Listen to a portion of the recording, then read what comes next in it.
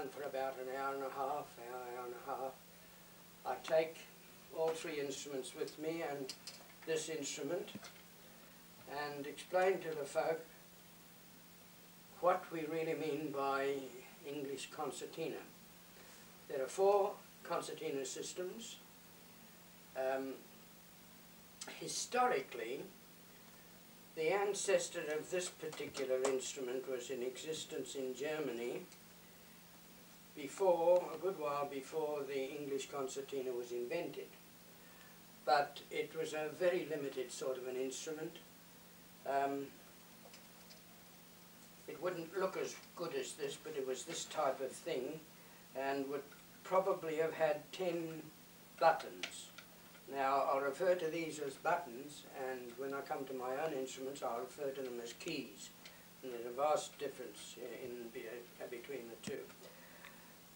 This instrument is now known as the Anglo-German. It took the old German instrument of 10 buttons and developed it a little bit into a system that would, depending on the number of buttons you had on the instrument, 20 on this, you can go up to 40. You could have play in 1 key, 2 keys, or be chromatic and play in quite a few keys. But it was very definitely a limited instrument, not only in what it could do, but in how it sounds. Can you imagine a mouth organ?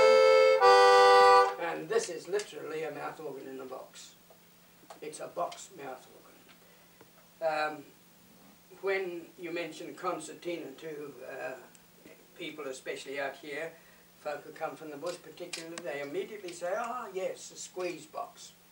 Now, what they really refer to, probably in, I would say, 99 cases out of 100, is one of these, which is now known as the Anglo-German, or more simply the Anglo, and is a very suitable instrument for bush dances. That's the type of thing, folk music, quite suitable if you leave the tone out, quite suitable for that, and sometimes, matter of fact, the tone assists in the type of thing they're doing. But, however, the instrument is limited, and its particular world is the world of dances, jigs, reels, folk stuff, the very simple, happy backcountry entertainment that occasionally got down to the city and that sort of thing, but that was the Anglo-German. Now, the interesting thing about it is that the Anglo-German, or the Anglo, didn't really come into being until about halfway through last century, and that was a matter of 30 years after this instrument was invented, 30 years or more, you know, roughly. Now, what we've got here, perhaps I'll just keep this on my knee for a moment, so that you can see the 2 keyboards. What we've got here is an entirely different instrument. This is a highly sophisticated instrument, has quite a long history, had a long history of development. It was invented roughly around 1829, but it was the best part of 20 years later, 18 years or so later, before the instrument was good enough to get itself onto the market as a serious instrument. Now, you can see immediately there's a vast difference in the construction of the instruments, a vast difference in the standard of workmanship, a difference that is big enough to expect a difference in standard of music, of action, play, and so on. I'll leave that for the minute and refer a little more to this.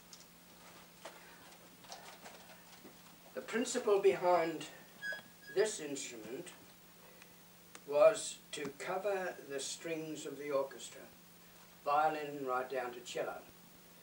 And this instrument that I have on my lap is known as a 48-key treble. There were 2 major manufacturers, Wheatstone, who started the business going, and Lacanal, who initially was Wheatstone's engineer, and then went into business on his own. The instrument I have in my hands is a 48-key Lacanau treble.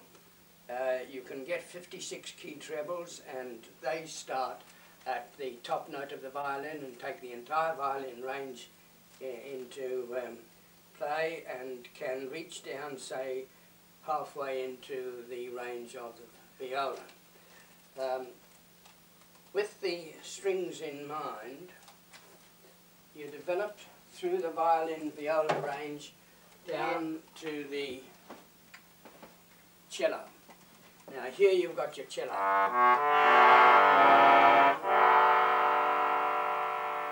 This instrument reaches almost to the bottom note of the cello range. There's a this is a 56-key instrument. It's referred to as a baritone. It also happens to be a Lacanau. And you can get a 72-key Wheatstone, which goes right down to the bottom of the cello range. So you've got the strings covered in your orchestra from the top range of the violin down to the bottom range of the cello. And the English concertina was developed with this principle, invented and developed with this principle in mind. The other instrument that I have here is the tenor baritone, which takes in that bass range I gave you just now, and also takes in the treble range that I gave you in the other instrument.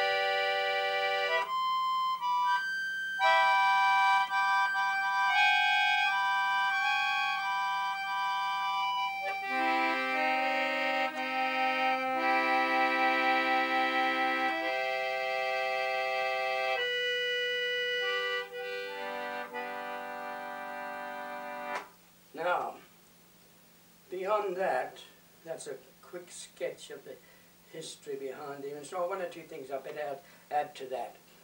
Around about the middle of last century, the standard of workmanship, today we'd talk about technological change in the instruments. Those days they didn't use the word technological, I don't think. But the standard of quality of tone, of workmanship, of materials, altered considerably. And there came into being the same concertina but with an entirely new character. Where before they'd used brass reeds, they were now using steel reeds. Steel reeds rust, but they give you far better work, they keep in tune better, they give you much better precision work, faster work and so on. And many other things on the inside of the instrument altered for the better, until the instrument finally was produced around about the 1870s, which we refer to offhand as the new model.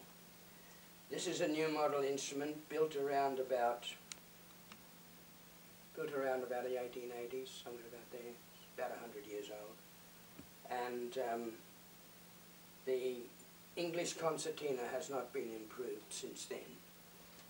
Things like quality of steel and that sort of thing have been improved, but in any new area there's been no development.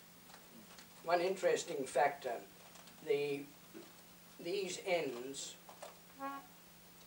covered by that wooden section, which is about an inch wide, or slightly less, the two ends, they are the keyboards. They're virtually like the organ manuals of an organ. Within that compass, an inch deep, and that circumference there, the working parts of the instrument are something like 740 of them each end. So it's quite a technological development in its own field, isn't it? You've got 48 keys there to start with. Then the ramifications of springs, levers, sound pads, reeds, and all the rest of it that attach to each one of those are quite bewildering. And yet it's a very simple instrument to pull down and service and look after.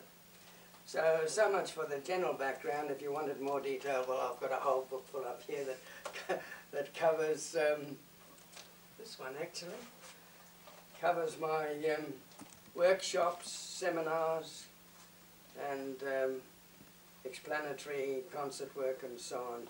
And you can go by the hour with it. And then of course the detail that relates to the instrument actually in action on the stage or in relation to the stage is held in this this book that I completed about the year before last, 2 years ago. The Concertina Soloist, which covers everything that I've been able to discover and learn about the instrument I started playing in 1927, so what's that? That's nearly 60 years ago, isn't it, in that period? Everything that I've learned has come into this. Now, that's not just merely stuff about the concertina. These have been my actual experiences that I've discovered working on stage and in other ways over the years, and I've put them down here in permanent form for future folk to find in some archives or another, hopefully, one day. Now, leave all the talk alone, you want music. No, I think that's very interesting. What? That's very interesting. I'll play with all three. You'll have to take whatever standard comes, particularly with the baritone, because there I'll be playing from music and not having touched it for so long there'll be a lot of fumbling and all the rest of it. Perhaps I can open with the treble. I gave you a bit of Men of Harlech this morning. Say I use a bit of music first, just as practice, and get myself back thinking each instrument. And you switch on or off as you want, but I'd say for a while I'll be standing in front of the stand there with music in front of me until I've got the swing of the thing. Maybe I'll go into the folk field to start with, eh?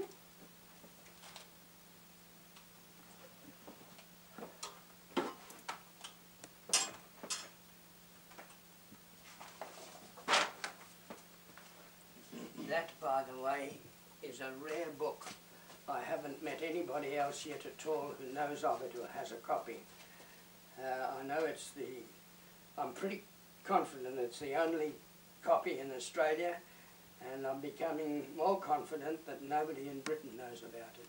But it would have been published 100 years, 150 years ago, especially for the concertina, and it's a rare thing. Oh, God. This is all concertina music, some violin stuff. We use violin music quite a bit for practice. Flex up your fingers. What am I going to do here?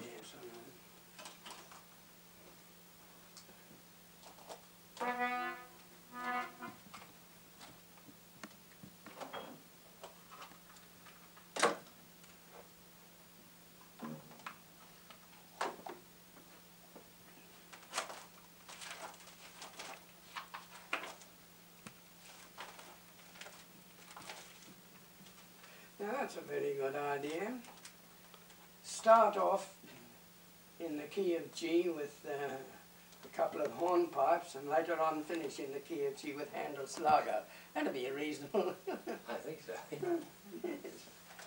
The Barrington hornpipe and the Cliff hornpipe, and there's finger work here that I've forgotten about, so just take it as comes.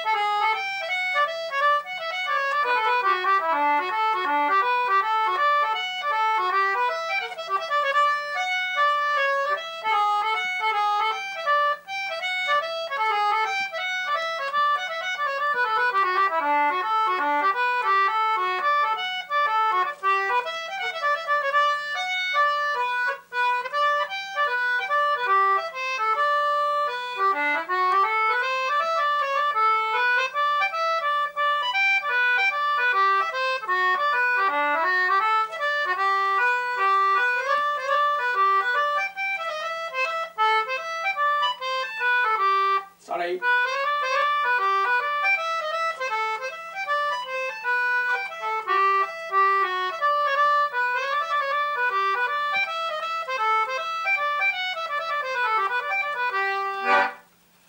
That's not for the archives. I'm practicing.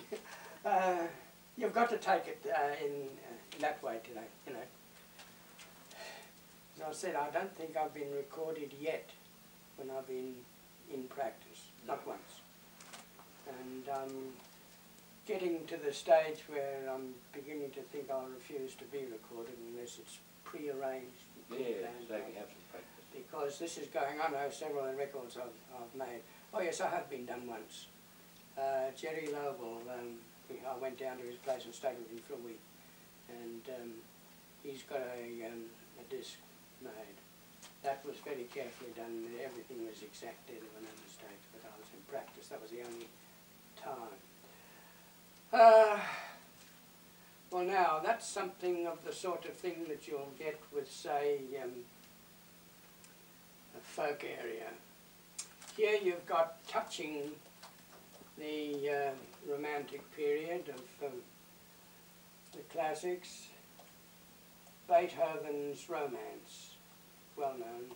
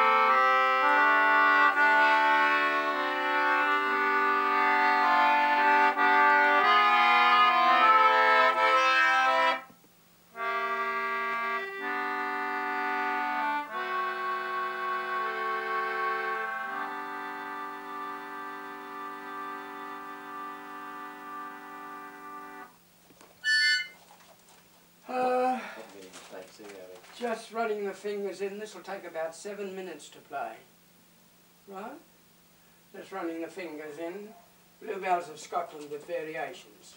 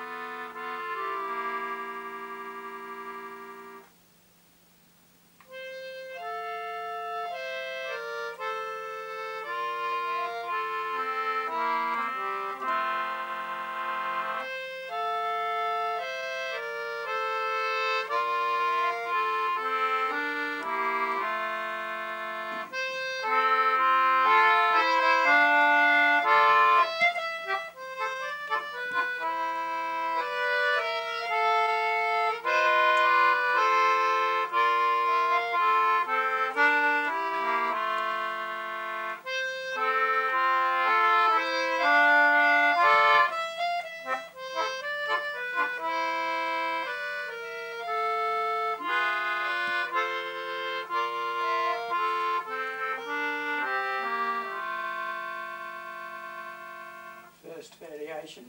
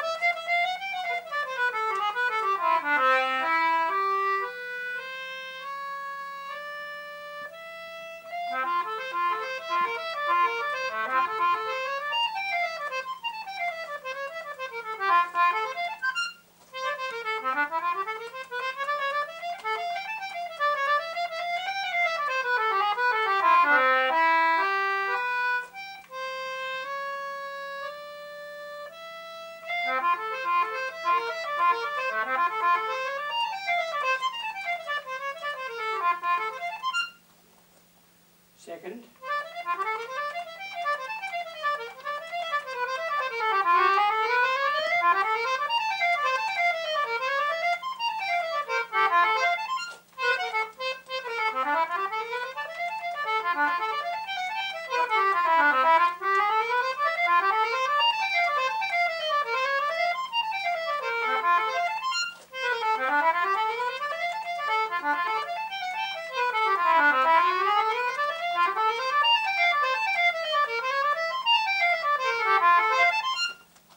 Third.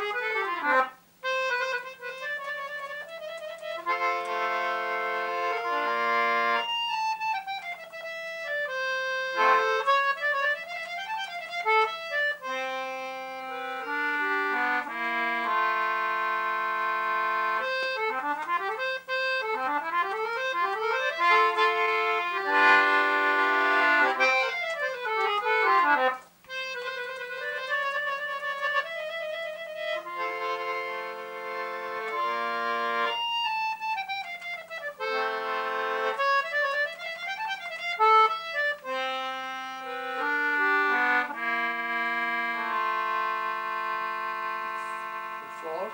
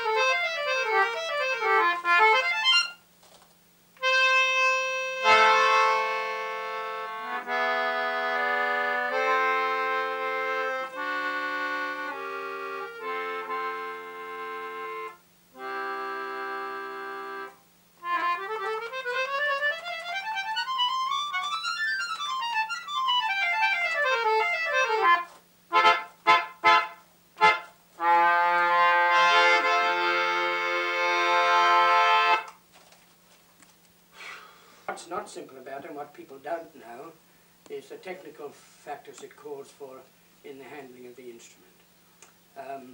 I usually have a medley, Poor Old Joe, and Down in the Cornfields. These two particularly, Poor Old Joe.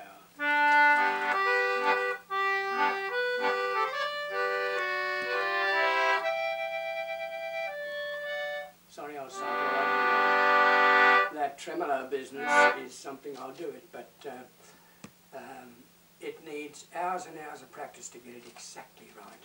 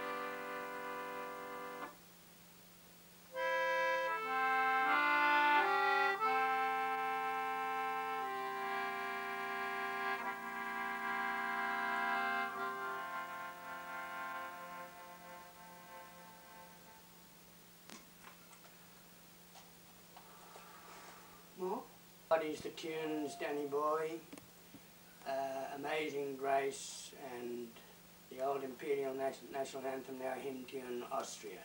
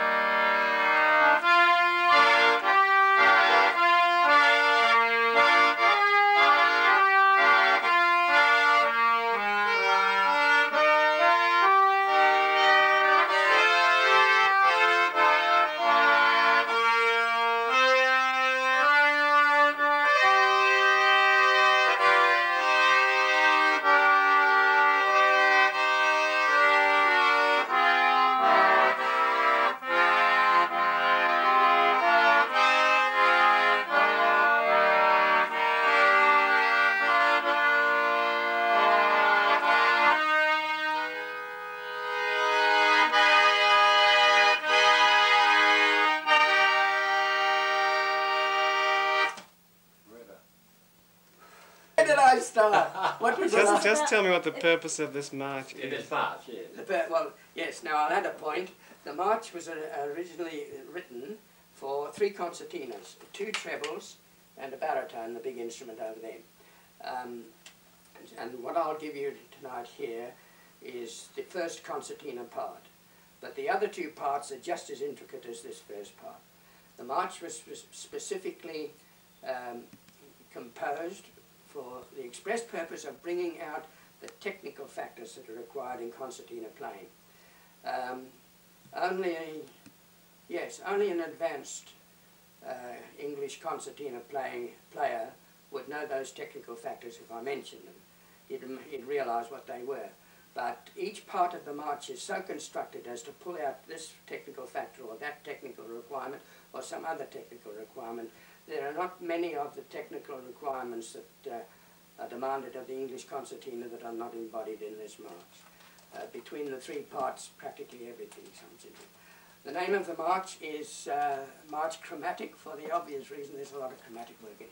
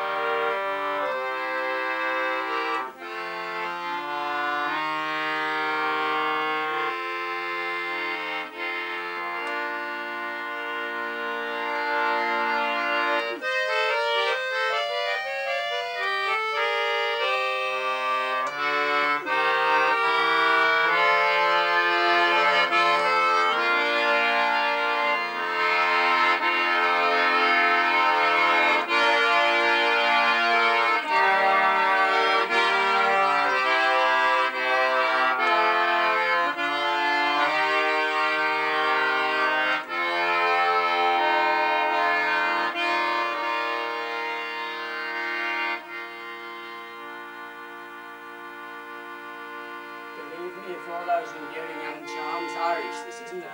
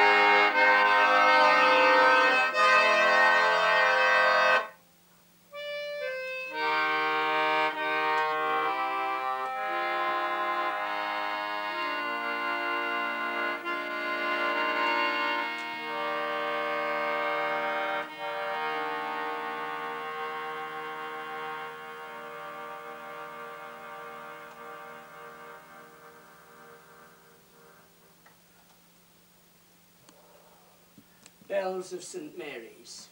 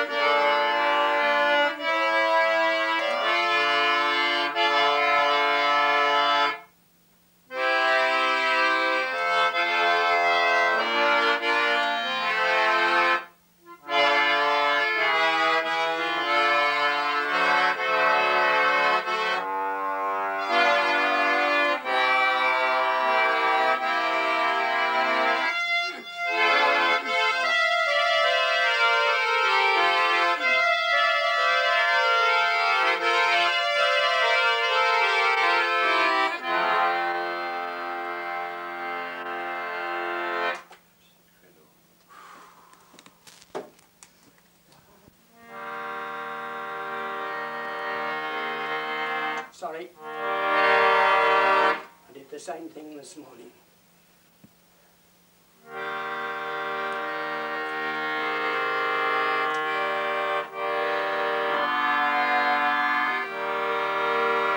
Got a feeling you're not going to get it.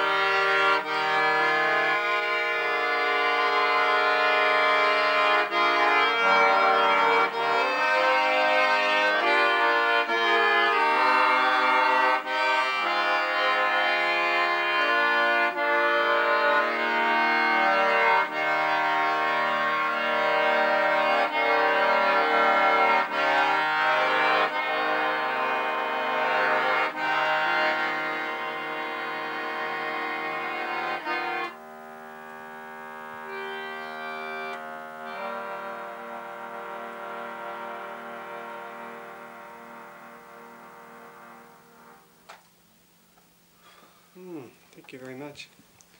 Even how close that came to being wrong too, and my fingers in the wrong place. The movements there with the instruments, are they random movements or are they very carefully? No, at the moment they're uncontrolled, they're careless movements. But movement with the instrument has a specific purpose. It helps round off the tone for one thing. The bells, for instance, played without movement, the bells played with movement are two different sets of bells. That sort of thing. With the bass bells, I don't do it much with at the moment, but the bass bells is a particular movement that if you use it with the bass bells, you can actually hear the metallic clang of the tongue against the metal. But you've got to be in a tremendous amount of practice to do that. But and so that's one thing, rounding out the tone. It helps the player to some extent. There's a lot of controversy about that. Some very good players, top players, disagree completely, and they say no movement, period, finish. But I've been watching this movement business for years now, and I'm convinced that if you know how to handle your movements, you've got a better result. I move too much. I'll ramp that, I move too much. But when I'm playing very carefully, if I've carefully prepared a piece, my movements are minimal, and they're concerned only with the technical side of bringing out what I'm doing. For instance, in that Austria, you might have noticed lom, pom, pom, pom, pom. And I brought the instrument down, lom, pom, pom, pom. Now that movement brings out the character of the music, as well as rounding the tone, but it also captures the imagination of the audience. Oh my God, yes. And it throws the music to you. It throws the music to you. And it, then again, if you're handling movement, and you make contrast so that at a particular point when you're playing very, very softly, you've got no movement at all, the audience feels as if you're pushing the music at them. You can make the little instrument whisper to the back of a big hall, and the movement helps it. Say you've got the contrast between loud, where you've been moving an instrument, and then you're holding a note very still and very softly. And there's no movement at all. But the audience is held because of the contrast of movement and no movement. So there's a lot of psychological factors behind it, as well as technical factors of music rounding the tone and that sort of thing. Why do you think the instruments waned in popularity in terms of classical? Oh, very simple reason there. Well, not one. There were four reasons, primarily. The first was that around the time when the instrument hit the top of its peak of its popularity, was being used in orchestras and used in many parts of the world, particularly England and Italy, and there were some very fine players at the time. About that time, Wheatstone brought out the squeeze box. Well, anybody who can play a mouth organ can play a squeeze box. And of course, every Tom, Dick and Harry had a squeeze box. And so people began to, as soon as you said concertina, began to equate the two. Now, that could have got over the problem all right if it hadn't been that just around that time, the instrument was also being taken onto the vaudeville stage. Well, on the vaudeville stage, they played everything from glorious classics. I've heard one of the top-ranked sets of performers, Four Sisters, the Fair Four Sisters, doing a brilliant exposition of the Flight of the Bumblebee. And the leading concertinas took the flight, you know, and you simply couldn't follow. The speed was fantastic. You couldn't follow it. And the other three girls were keeping two small instruments and the baritone were keeping pace with her in the accompaniment and so on. Well, now you had that on the vaudeville stage, but you also had them acting the silly goat on the vaudeville stage with it. And they got onto the stage with a concertina that had 10, 20, 30 bellows to it, and they tied them in knots and did all sorts of silly things like that. Well, now then, people already hit by the squeeze box were now being hit by the thing being a comic thing on the stage. And these were the first two. We'd have still got over it only for the other two factors that came in. One was the Salvation Army, which used the instrument tremendously and very well too. But because they had little or no money, the officers bought whatever they could, and the firms jobbed out very cheap instrument that sounded cheap, looked cheap, broke up cheap, and all the rest of it. And in the finish, the Army was pulling in, the manager of Boozy and Hawkes gave me this, so I'll give it to you for what it's worth, was pulling in something like 80% of the combined production of those two firms, which would mean that year by year they were purchasing something in the region of 6,000 to 7,000 instruments a year. Now, all that, keep that factor in mind. The two factors that took away from the character of the instrument in its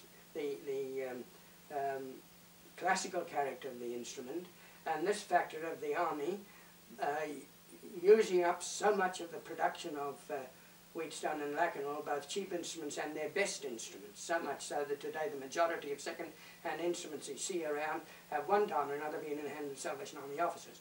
Now, in the 1930s, the piano accordion hit the world. And like almost everything else that came in with a crash and a phase and a tremendous amount of publicity and so on, people began to buy up piano accordions and play them, and Salvation Army officers started to do this. That was around about 1932, 1933, somewhere around about there, they started buying into the piano accordion field. By the 1936, Lakanal, who produced something like 3,000, 4,000, 5,000 instruments a year, had lost so much business that it sold out to Wheatstone. By the end of the Second World War, the market had so fallen that Wheatstone was represented by one old workman sitting in the corner of Boozy and Hawkes repairing odd instruments that came in. Now that's why the instrument went out, those four reasons.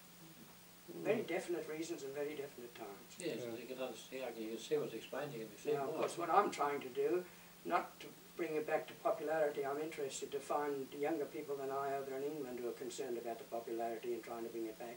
But what I'm trying to do is to ensure that everything that it's possible to discover about the instrument and the technical handling of the instrument, the factors of it, over the years, that everything that we can possibly know is brought down into my books, and this is why I'm writing these books. This is why I'm doing separate manuals for each of these instruments. There's one manual done for that, but it was an excellent manual music-wise, but it told you very little about the instrument. Now my manual tells a lot about the instrument and includes a less amount of music. If they want more music for the instrument, they can go to the old manual 100 years back. It's important that people should know what the instrument is and what it's intended to be, and what, in another 50, 100 years' time, the wheel will come full circle, Of course. and then people will say, here's an instrument, how do you play it? Well, Frank Butler's got a lot of information, other people have got information now. As far as I know, I'm the only one who's brought the information down into this controlled fashion. How does one become a concertina soloist? What do you look for in solo work? What does the audience look for? What does the instrument look for? All that is down in my book. Well, that's amazing. What has your personal history been in terms of the instrument? What is your personal history in terms of the instrument? You started learning when you were 18. December 1926 I first picked up the instrument. By the end of 1927, there's an incident happened before then. Apparently it was in my blood to play it. I wasn't aware of this, but I was staying at that time with Daniel Richards, who was the owner of that, and he was one of the world's great masters. I was staying with him at that time, and I tell this as a joke, but it was also intended as a deliberate shot in the arm to see what I'd do about it. He got my first instrument for me, didn't give it me, but he bought it for me and I paid him off over a period. And when he handed it to me, he said, you know, he said, you're a Richards. If you're a Richards, you can play the concertina, so there won't be any need for me to teach you how to play it. If you're not a Richards, you can't play the concertina, and so why should I waste my time teaching you anyway? Now, this was deliberate, of course, I realised on his part, because it was a psychologist's trick. He wanted to ensure that I was going to do something about it. I didn't see it through, because only being a boy, I was 18. I picked the instrument up and I stormed out to the room, and I was as mad as a hatter. I had torn the place down, and which is just what he wanted. And as I went out, I said to myself, I'll play this thing if it's the last thing I do, and that's exactly what Daniel Richards was setting out to do. Now, he taught me nothing. He gave me 2 or 3 hints over the following years, but one thing that he did do, I had access to his home quite regularly, and if he was free, I would say to him, will you play for me? And without any hesitation, he'd play. 10 minutes, quarter of an hour, half an hour, 3/4 of an hour, whatever time he had. And I'd study his playing, and he knew I was doing this, and of course he played along with it. And I'd go away home to my instrument, and I'd try to do what I'd seen him do. And this is how I learned to play the instrument. And early in the piece, I found myself doing a solo, too early in the piece actually. I'd only had the instrument about a month or 6 weeks. I found myself doing a solo in a concert. Now, this was probably one of the most important stages of my concertina life.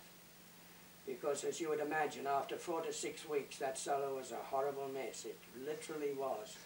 I saw the kids lying on their backs on the seats and kicking their feet up in the air, and everybody was talking and shuffling around, and everybody was just simply waiting for the noise to end. And I stood there and looked at that audience, and I determined I'd play the thing right through to the finish, and I said to myself, this will never happen again. I'll never go in front of another audience unless I can hold it. And that was the only time in the whole of my concertina history that I never held an audience. It was a very, very big lesson. That on top of Daniel Richards' way in which he said, learn, those 2 things were the things that really set me off playing the instrument. Whereabouts was that when you were 18? Cairo. Armadale he was living, and I was at Cairo. So that's the history. So that was 1926, 27, you can say, because December 26. So since, what's this, 87 would be, 60 years, wouldn't it? So what's this for, 3 years after that. 57 years I've been one way or another playing around with him. Followed by the Arcella Morte, giving the whole of that prison scene from Il Trovatore.